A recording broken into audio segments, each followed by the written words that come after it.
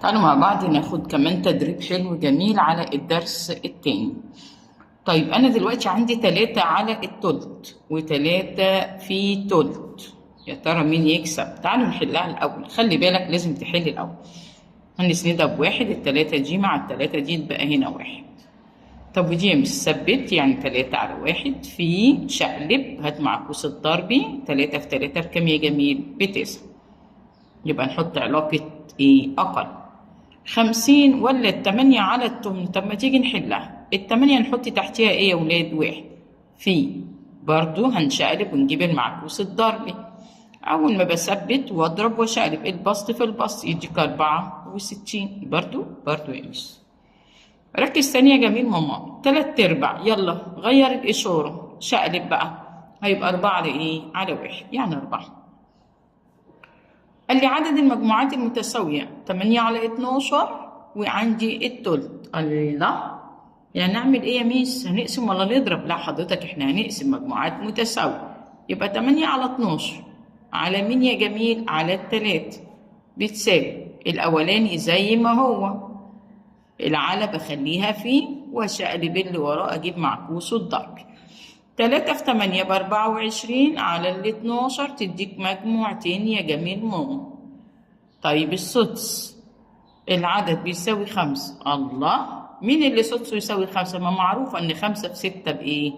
ب30، يعني اتكررت السدس يا ولاد. يعني أعمل إيه يا ميس؟ طيب أعمل إيه؟ حلو، يعني أقسم ال30 على مين؟ على ال6 تديك مين؟ ال5. نركز في السؤال اللي جاي. الايه ضربناها في البي ادتني سي. السي دي خارج الاسم صح؟ يا ميس. وعددين ضرب خارج اسم ايه يا ميس؟ ده ناتج الضرب. ايوه شطور. طب انا لو خليتها قسمت السي على الايه، مين هنا يبقى خارج الاسم؟ مش فاهم يا ميس. يعني عندنا 5 في 6 بتساوي 30. انا هقسم ال30 على مين؟ على ال5 يديك مين يا حبيبي؟ ال6. هو نفس الكلام، هقسم السي على الايه يديني البي. تمام يا مس. عندي التعبير العددي اللي بيعبر عن العدد الذي التلت منه بيساوي 6. يعني اعمل ايه برضه؟ انت ليه بتقف يا حبيبي؟ ما بقفش يا مس، بس المسائل مختلفة. يبقى 6 على التلت، ونمشي المسألة بتاعتنا. امسك ورقة وقلم. بتساوي يعني 6 على 1، العلى بخليها فيه وشقلب اللي بعد. طب انت عايزه ايه يا ميس؟ ده هو عايز العمليه مش عايز الحل، وانا بجيب الحل كمان. 3 في 6 ب18، هو عايز العمليه. الواحد في مين؟ الله، واحد مين هو؟ اضرب في مقلوبه. اضرب في ايه يا ميس؟ في المقلوب بتاعه. يعني ايه يا ميس اضرب في مقلوبه؟ اضرب في مقلوب العدد يا جميل. ايه مقلوبه ده؟ يعني 7 على 1 يعني 7. كم تلت في العدد 7؟ يعني ال7 دي ممكن اقسمها كام تلت؟ يا حبيبي ال7 اقدر اقسمها على كام تلت؟ ماشي، يعني من 7 على تلت يعني 7 في وشقلب التلت، بسط في بسط ومقام في مقام يديك كام؟ ركز تاني يا شربات، الكتاب معلش معوج. العدد، تعبير العدد اللي بيعبر ربع. كم ربع في 9 على 12؟ هتعملها اسم ولا ضرب يا ولاد؟ لا والله هي اسم. يبقى 9 على 12